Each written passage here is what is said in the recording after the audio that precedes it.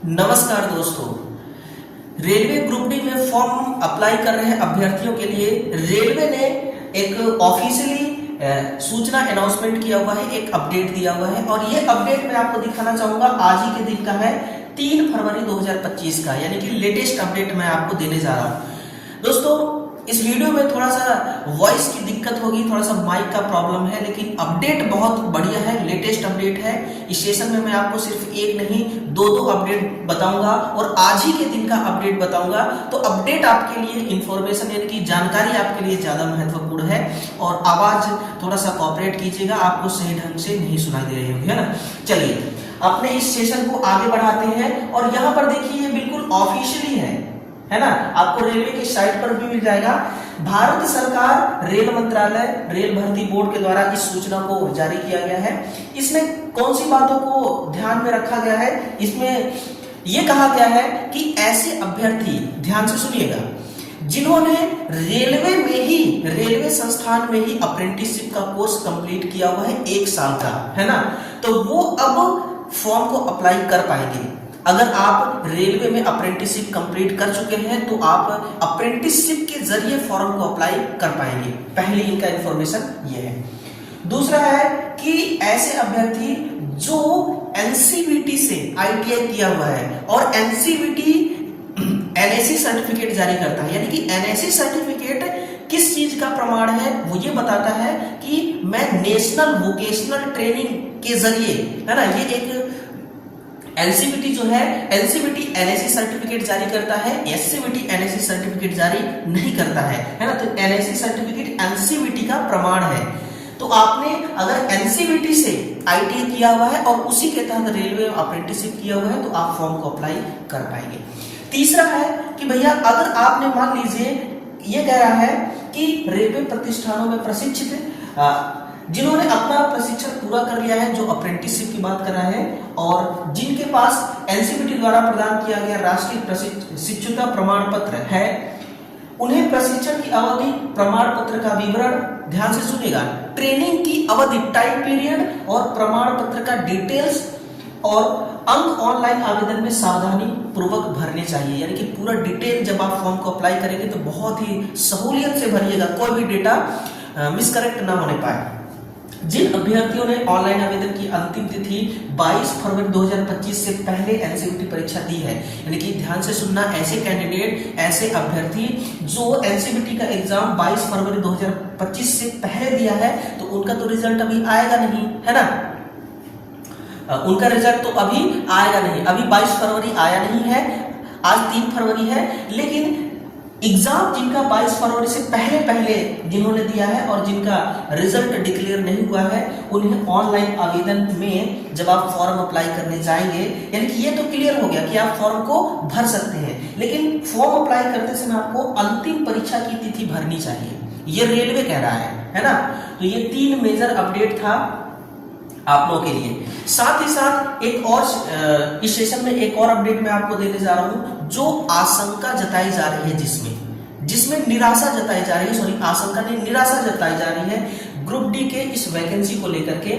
और ये बात कहीं ना कहीं 100% सच ही है। इसमें क्या कही जा रही है, हेडलाइन को देखिए कि 6 साल बाद कम पदों पर भर्ती निकालने से निराशा, यानी कि हर कोई निराशा है, क्या टीचर हो, क्या कोई कैंडिडेट हो, अभ्यर्थी हो, है ना। रेलवे खुद को उसको शर्म आती होगी इतने कम पदों पर वैकेंसी निकालती हो, लेकिन बेचारा करे तो करे क्या, है ना, बात तो ये भी सही है।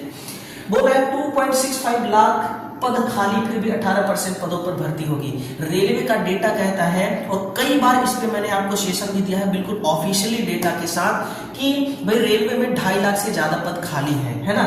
लेकिन फिर भी रेलवे का पुराना पैटर्न क्या था, 2019 में, 2018 में जब भी वैकेंसी आई और उससे पहले भी 14 में जो वैकेंसी आई, तो हर बार का इनका पैटर्न था कि जितने भी टोटल सीटें, टोटल वैकेंसी वैकेंट रहती थी, उस वैकेंसी का 20 से 30% वैकेंसी ये रिलीज करते थे। लेकिन इस बार इन्होंने क्या खेला किया है कि टोटल जितने पद खाली थे उसमें से केवल 18% पदों पर इन्होंने वैकेंसी को निकाला हुआ है। इसलिए इस भर्ती निकालने से हर कोई निराश है, हर कोई नाखुश है।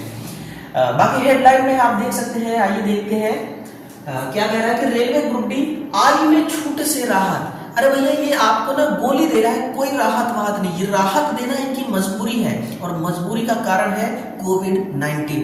बीच में कोविड आ गया, 3 साल तक कोई वैकेंसी नहीं आया, है ना, चाह के भी नहीं ला सकता कोई किसी भी डिपार्टमेंट से, तो उनको 3 साल का रिलैक्सेशन एज में देना पड़ा। उसी की बात ये कह रहा है ना।